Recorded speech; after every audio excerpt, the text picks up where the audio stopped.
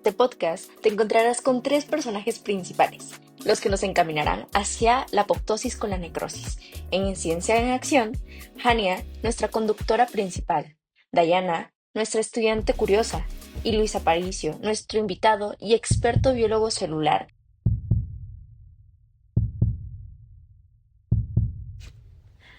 Bienvenidos a Ciencia en Acción, el podcast donde desentrañamos los secretos del cuerpo humano y la biología que nos mantiene vivos, o a veces muertos. Hoy hablaremos de un tema fascinante, la apoptosis y la necrosis, 2 formas muy distintas en las que las células pueden morir, pero no cualquier muerte, una que puede ser ordenada, silenciosa y necesaria, o una caótica, inflamatoria y destructiva. O sea, ¿hoy las células se van a morir? ¡Qué dramático! Sí. Pero hay drama y también hay un orden. No toda muerte celular es mala. Algunas son parte esencial de la vida. De hecho, tu cuerpo elimina alrededor de 50,000 millones de células cada día mediante mecanismos perfectamente controlados.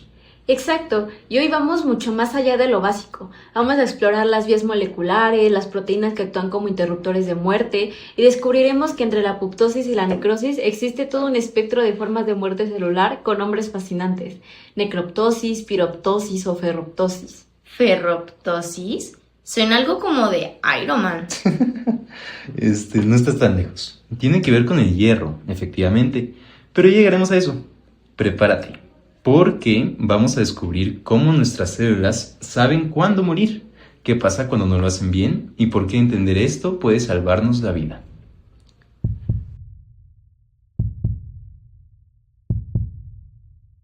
Empecemos con algo que puede sonar paradójico. Para que la vida continúe, la muerte celular es esencial. ¿Cómo es posible que mueran 50,000 millones de células al día y sigamos vivos? Bueno, eso es porque esas células mueren con propósito. Hacen espacio para nuevas, eliminan las que están dañadas, viejas o potencialmente peligrosas. Eso es apoptosis, una especie de suicidio celular organizado.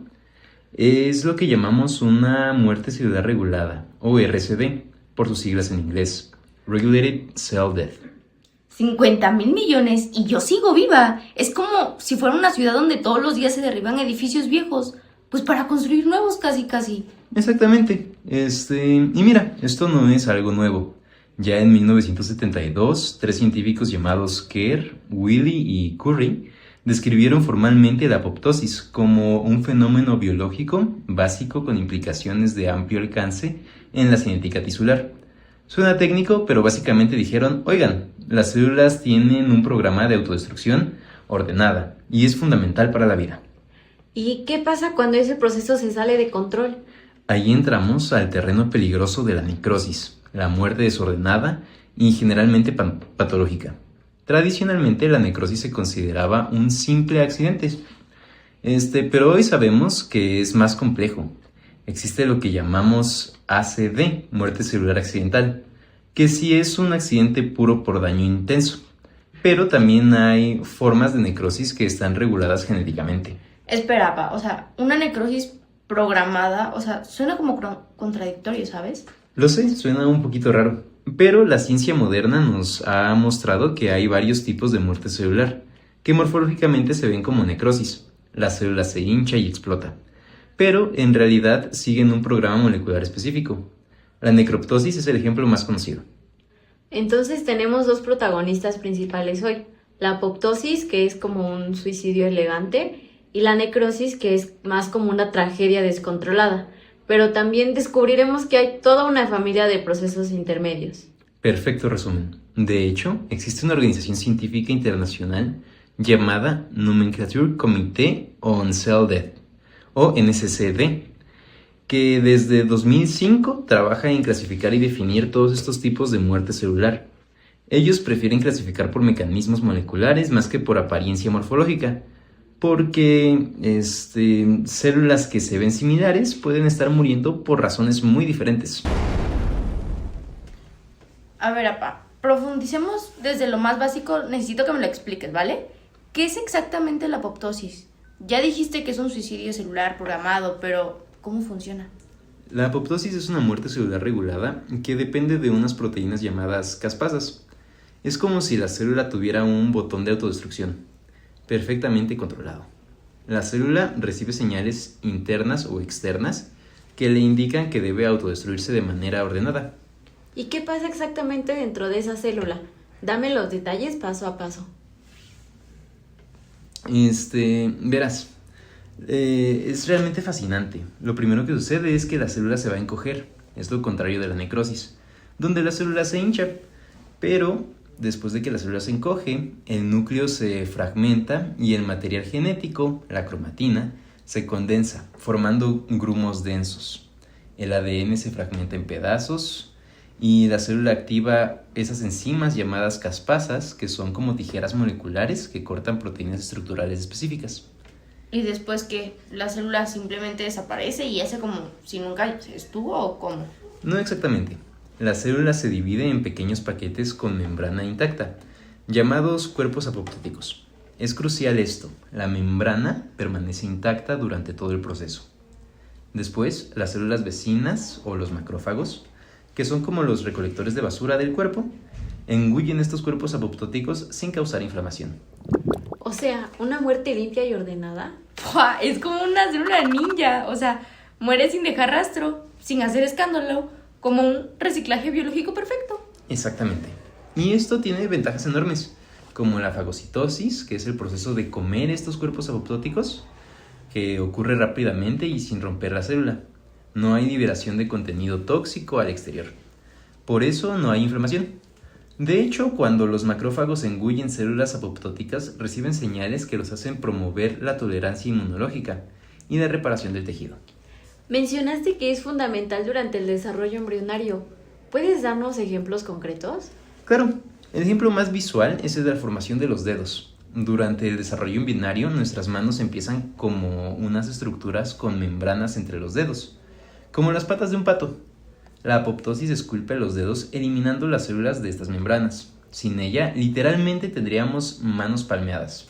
¿Qué? Espera, entonces, literalmente gracias a la apoptosis, yo no tengo manos de rana. Pues sí.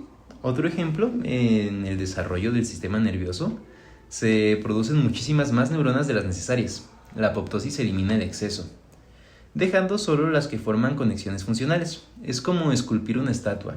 Quitas el mármol sobrante para revelar la forma perfecta. Y en la vida adulta, ¿para qué sirve la apoptosis cuando ya estamos completamente desarrollados? Eso es más como para la homeostasis, mantener el equilibrio del organismo. Por ejemplo, las células de la piel se renuevan constantemente. Las viejas mueren por apoptosis y son reemplazadas por nuevas. Lo mismo pasa en el revestimiento intestinal. En las células sanguíneas, en realidad, la mayoría de los tejidos están en renovación constante. Y dijiste que también elimina células peligrosas, ¿no? Sí, y ese es uno de los roles más importantes. Si una célula sufre daño en su ADN, por ejemplo, por radiación ultravioleta o por sustancias químicas, tiene mecanismos para detectarlo y si el daño es irreparable, la célula activa su programa de apoptosis. Es un control de calidad celular. Mejor morir que convertirse en una célula cancerosa. Pero, ¿y qué pasa si esas células no mueren cuando deberían? Entonces tenemos un problema serio. Pueden transformarse en células tumorales. Muchos tipos de cáncer surgen precisamente porque la apoptosis falla o las células aprenden a evadirla.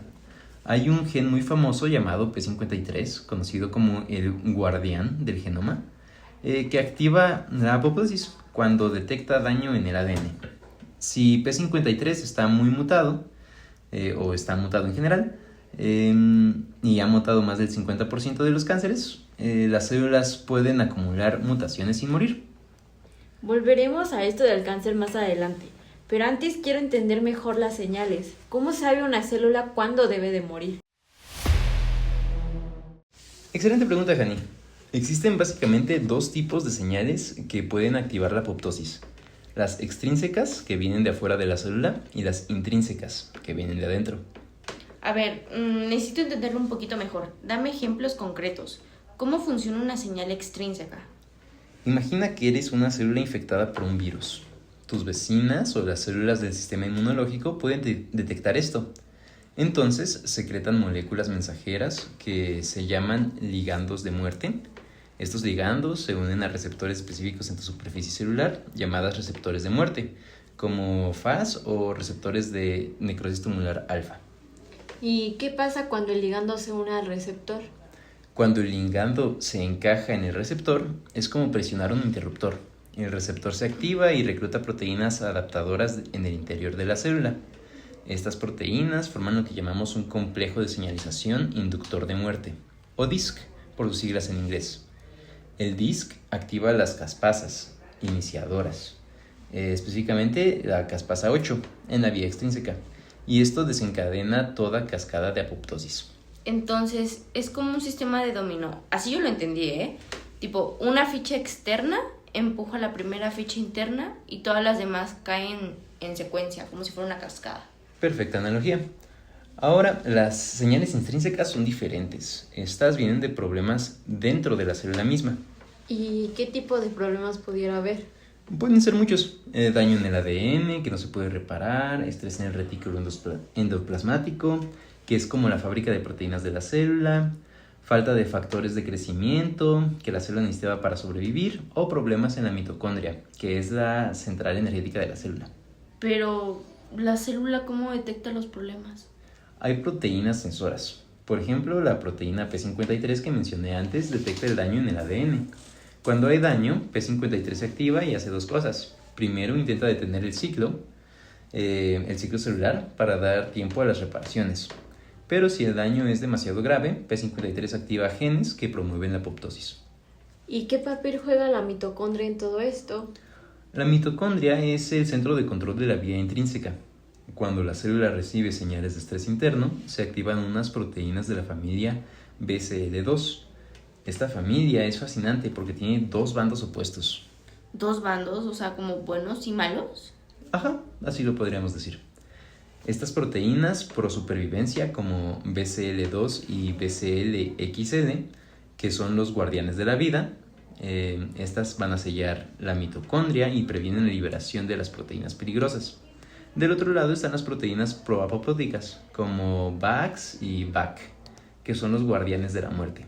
Cuando se activan, forman poros en la membrana externa de la mitocondria. ¿Y qué se libera por esos poros? La proteína clave que se va a liberar es el citocromo C. Normalmente el citocromo C está dentro de la mitocondria participando en la producción de energía, pero cuando se libera el citoplasma, que es el interior de la célula, tiene un rol completamente diferente. Se une a una proteína llamada APAF1 y juntos reclutan a la caspasa 9. ¿Y qué hace este equipo? Forman un complejo gigante llamado apoptosoma, que es como un comité de activación. El apoptosoma activa la caspasa 9, que es una caspasa iniciadora, y la caspasa 9 activada, a su vez, activa las caspasas ejecutoras como la caspasa 3 y la caspasa 7. Entonces, resumiendo, la vía extrínseca usa receptores en la superficie y activa directamente la caspasa 8. Y la vía intrínseca depende de la mitocondria, liberando así citocromo C para formar el apoptosoma y así activar la caspasa 9. Pero ambas terminan activando las caspasas ejecutoras. Excelente resumen. Aquí hay algo interesante. Las dos vías pueden converger. A veces la vía extrínseca no es suficientemente fuerte por sí sola. Entonces amplifica su señal activando la vía intrínseca también. Lo hace mediante una proteína llamada BIF que conecta ambas vías. Es como tener un plan de respaldo. Si un camino no es suficiente, activas el otro también, ¿no? Exactamente. El cuerpo tiene redundancia en sus sistemas de seguridad. Y ahora, ¿qué pasa cuando la muerte no es tan ordenada? Pasemos al lado oscuro, la necrosis.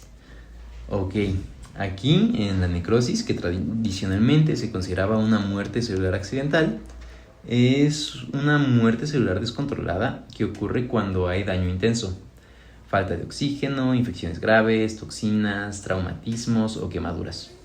Pero dijiste antes que hay formas de necrosis que también están reguladas. Explícanos esa diferencia. Bien captado. Tenemos que distinguir entre la necrosis accidental o ACD, Accidental Cell Death, y las formas reguladas de muerte con morfología. Las necrosis accidental es simplemente el colapso celular por daño masivo e inmediato. No hay programa, no hay control, es como si un edificio colapsara por un terremoto.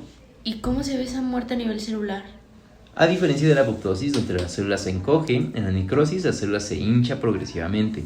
Se llena de agua porque las bombas de iones en la membrana dejan de funcionar. Los órganos internos, como las mitocondrias, también se hinchan y se desorganizan.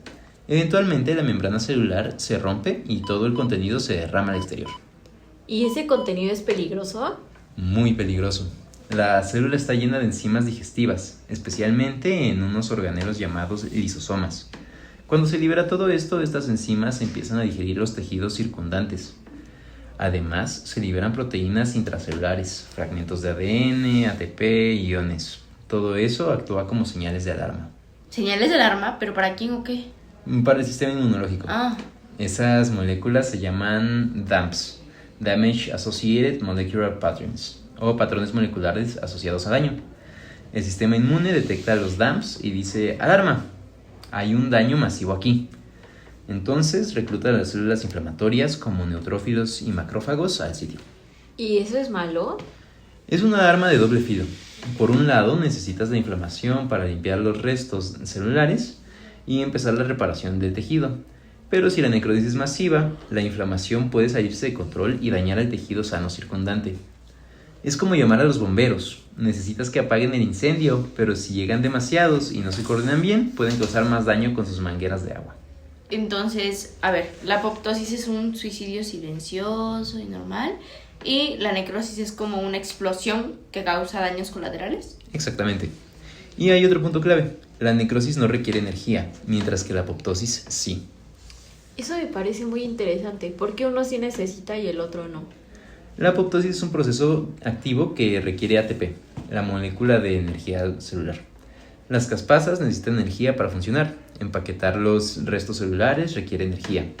Todo el proceso necesita que la célula tenga sus sistemas energéticos funcionando. Por eso, cuando una célula sufre un daño tan severo que colapsa, su producción de energía inmediatamente, como en una isquemia grave, no puede hacer apoptosis, aunque quisiera. Simplemente entra en necrosis accidental. Es como la diferencia entre desmantelar cuidadosamente una computadora, que necesitas tiempo y herramientas, contra que le caiga agua y se cortocircuite y pues pase instantáneamente sin control, ¿no? No lo pude haber puesto mejor.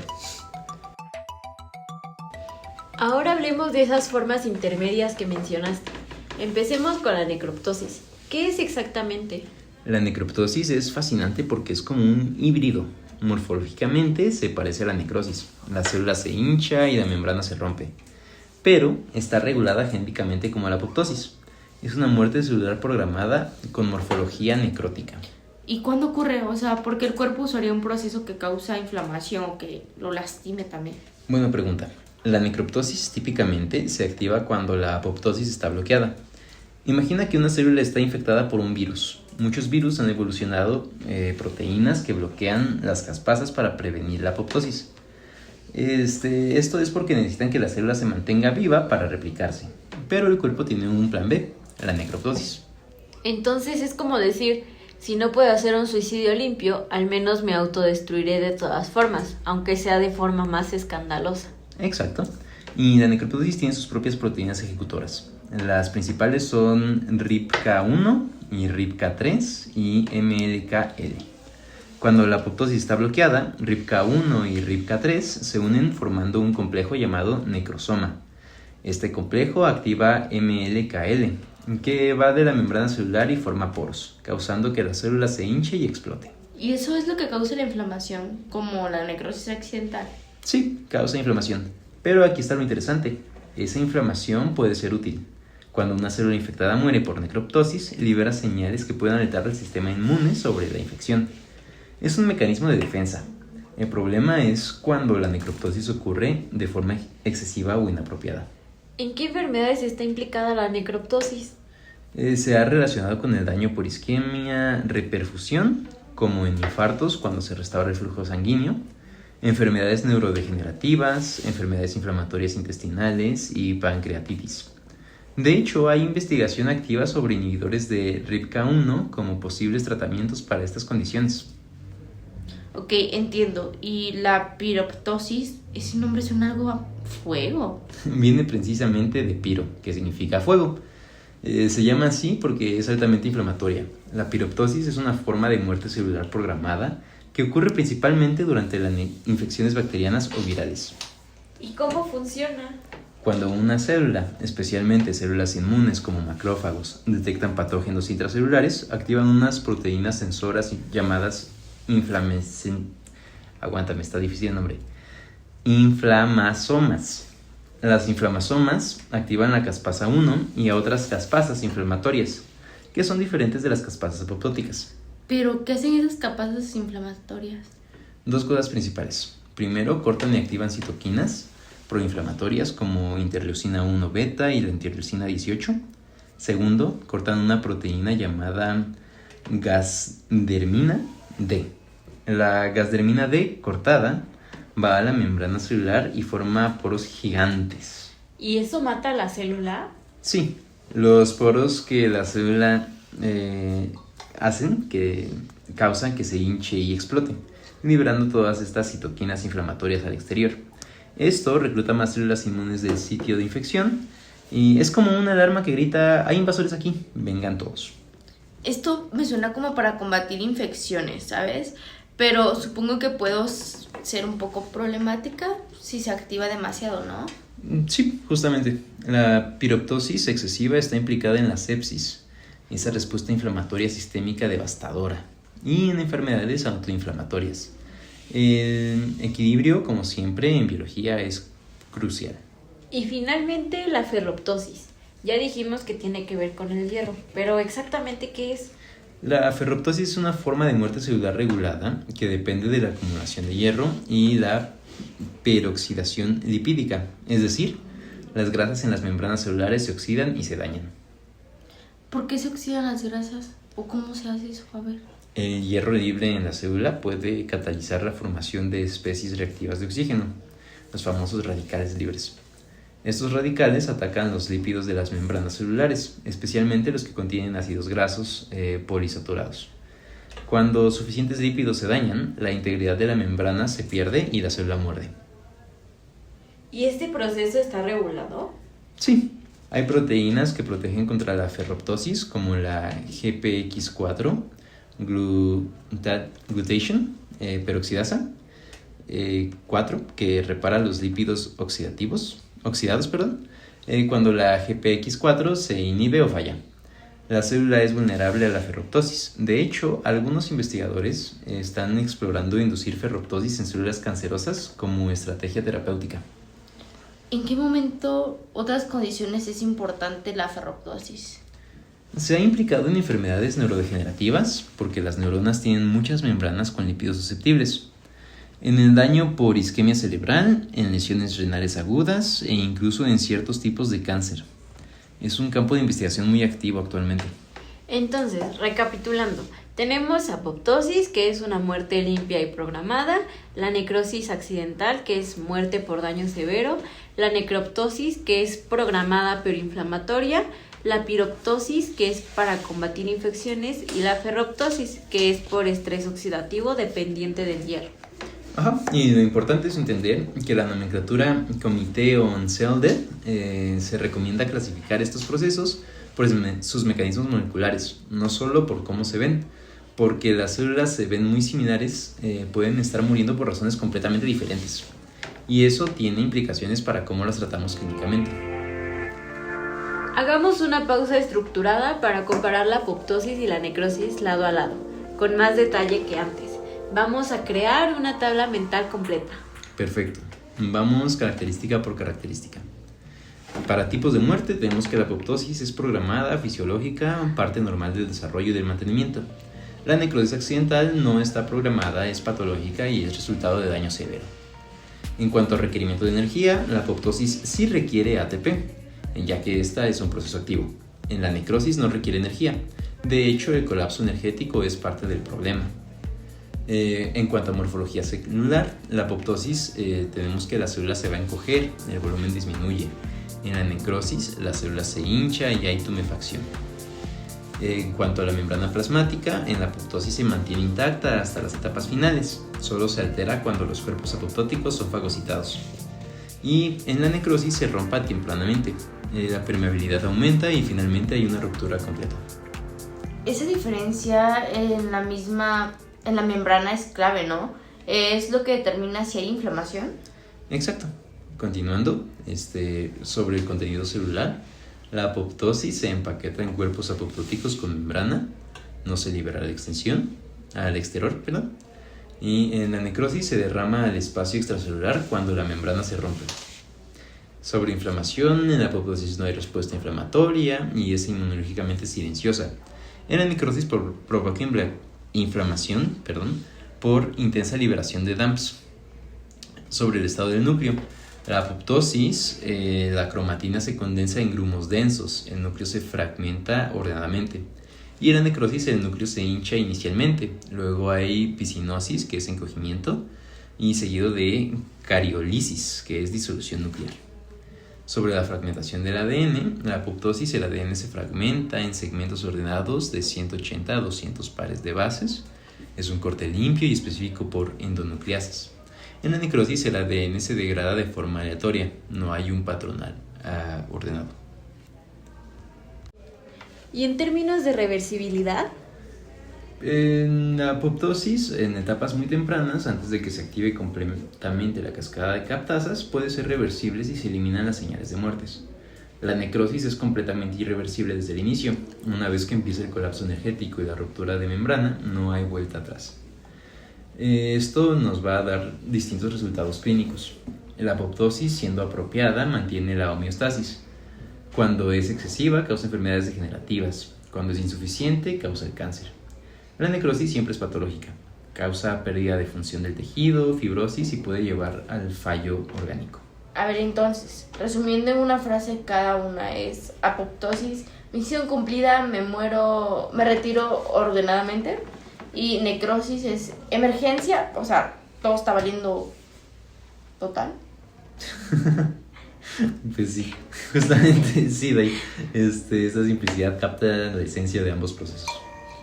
APA, para los oyentes que quieren profundizar más, hablemos en detalle sobre las caspasas. Dijiste que son como tijeras moleculares, pero ¿cómo funcionan exactamente? Bueno, las caspasas son proteasas, enzimas que cortan proteínas. Y estas son muy específicas. Su nombre viene de Cysteine Dependent Aspartate Specific Proteases. Esto significa que tienen una cisteína en un sitio activo y cortan sus proteínas objetivo después de residuos de aspartato. Eso suena muy técnico. A ver, dame una analogía. Ok. Imagina que las proteínas son cadenas con diferentes tipos de cuentas. Las caspasas son tijeras tan específicas que solo cortan en un tipo particular de cuenta, las de aspartato. Esta especificidad es crucial porque significa que solo cortan sus objetivos correctos. ¿Cuántas caspasas hay, apa? En humanos tenemos al menos 11 caspasas diferentes, pero no todas participan en la apoptosis. Algunas están involucradas en inflamación, como la caspasa 1, en la piroptosis que mencionamos. ¿Y cómo se clasifican?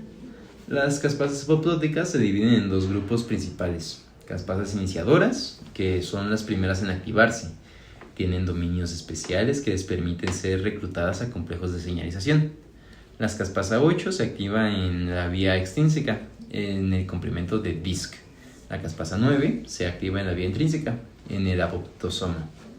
Caspasas efectoras o ejecutoras es el otro de los tipos de caspasas. Estas son activadas por las iniciadoras. Una vez activas, cortan cientos de proteínas diferentes en la célula, causando el desmantelamiento ordenado. ¿Y qué proteínas cortan exactamente las caspasas efectoras? Van a ser muy variadas estas.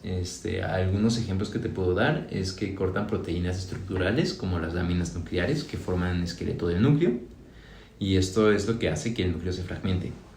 También pueden activar la DNAasa, que es una enzima que corta ADN.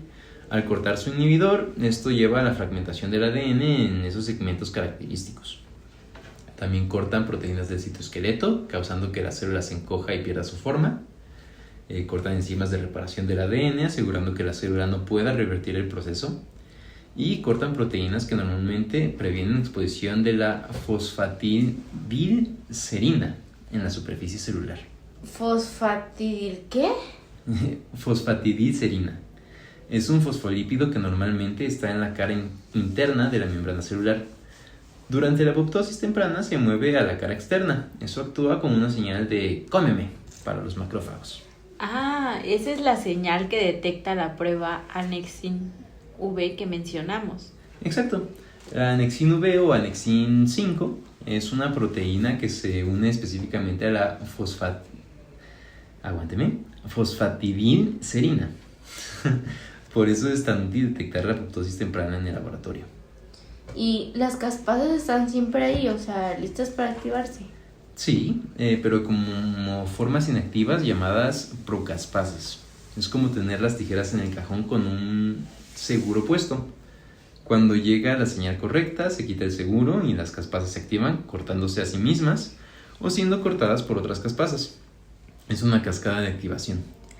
¿Y hay mecanismos que inhiben las caspasas? No querríamos que se activaran accidentalmente.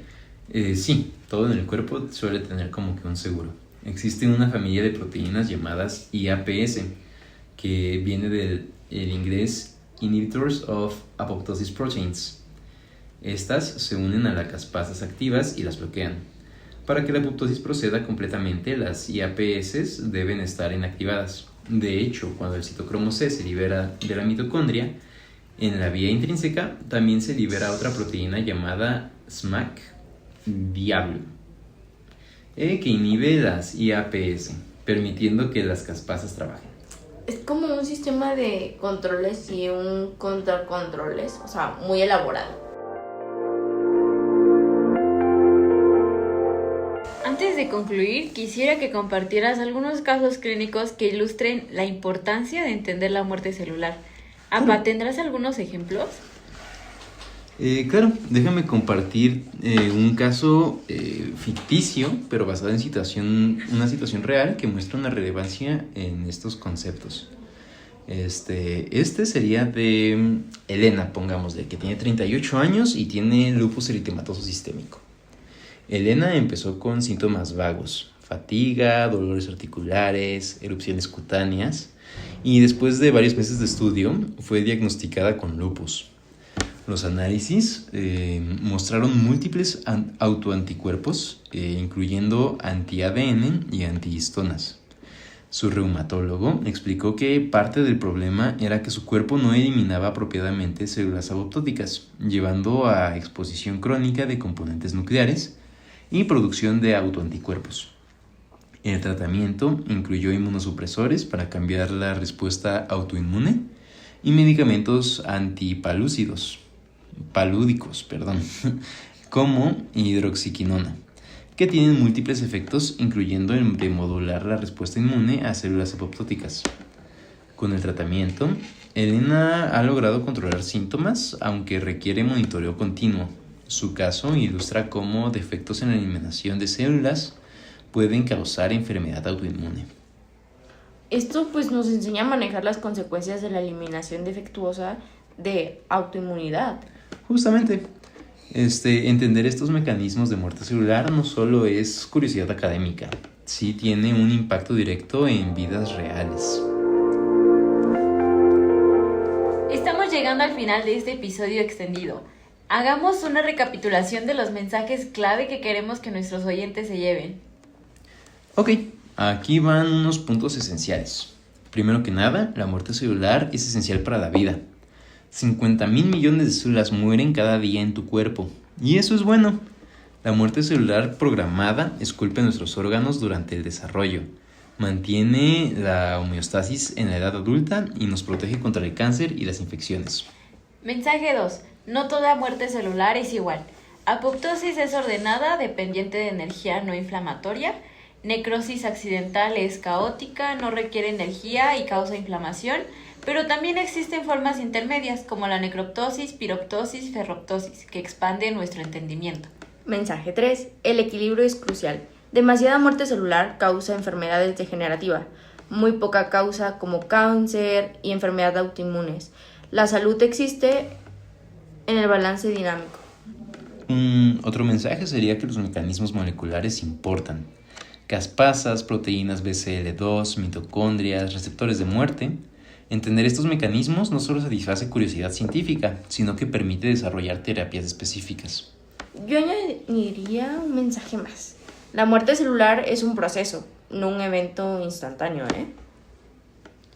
Una célula no pasa de viva a muerta en un instante. Hay etapas, decisiones, puntos de no retorno, y en algunas de esas etapas podemos intervenir terapéuticamente. Y yo añadiría que el contexto lo es todo.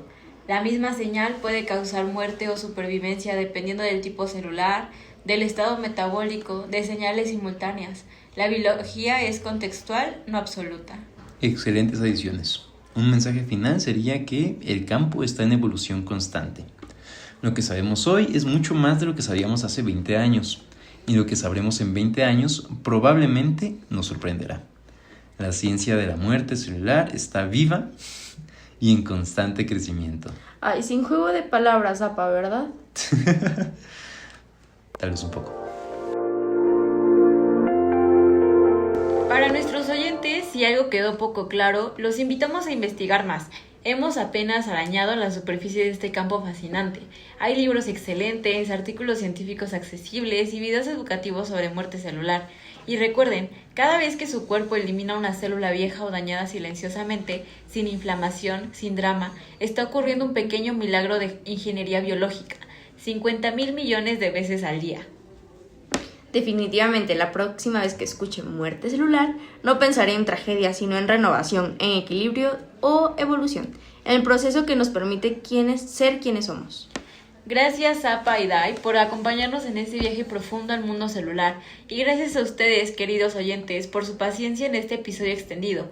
Si les gustó, compártanlo, déjenos comentarios y cuéntenos qué otros temas de biología celular les gustaría que exploráramos. Pueden encontrarnos en nuestras redes sociales y sitio web, donde publicaremos referencias adicionales y material complementario sobre todo lo que discutimos hoy. Y recuerden, en la naturaleza, hasta la muerte tiene su propósito. En la biología, la apoptosis y la necrosis nos recuerdan que cada fin es también un nuevo comienzo.